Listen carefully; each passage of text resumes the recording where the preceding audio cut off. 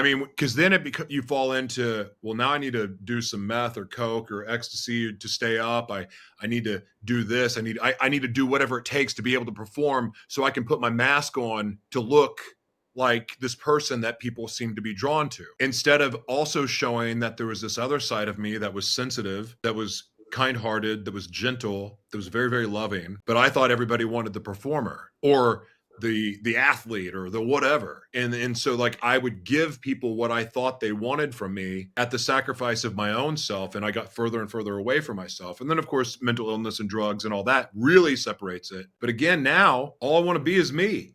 And I don't have to switch gears, but I've worked hard to get to that place, and it's not easy, and it's lonely. I think we've talked about this privately. To Mhm. really step into your identity, especially when your identity in itself will separate you from everyone else, because you're uniquely made. You're uniquely made, so you should be on your own. You Oh yeah. shouldn't try to blend in with everybody else, but society has made it where we need to be in a group. We got to have this, got to have that. So when you defy what the world wants from you, or what the world seems to accept or pat you on the back for, when you defy that to stand in your truth and your identity and be who you are, it's going to create further division. Therefore, you may remove yourself out of boxes, but it becomes very lonely and isolating. So then the new challenge gets to be, am I cool just being with me? And Yeah. then as you get to that place, then you start to notice the people that come in your life, and then you're able to go, is this in line with who I am?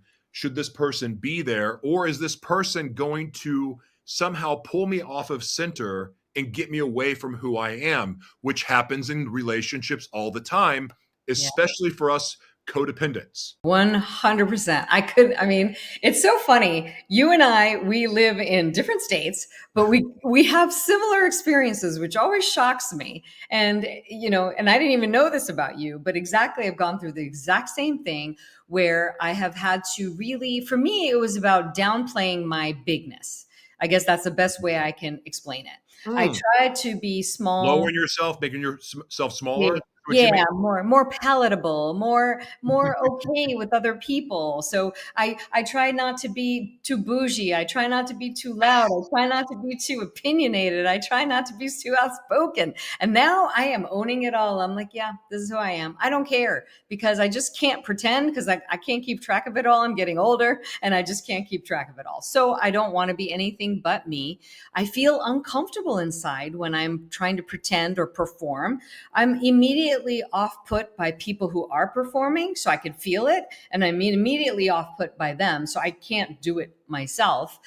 And then I just realized that just like you said, I started to separate myself from a lot of people and they all went away. And that's fine because I think there's a clearing and then there's a vacuum and a void for a period of time. And during that void, which I just got out of about 6 months ago, I learned to be really comfortable with me to the point where if somebody really didn't fit my standard, I'd rather be by myself. That was a hard place for me because I'm an extrovert, but I got there.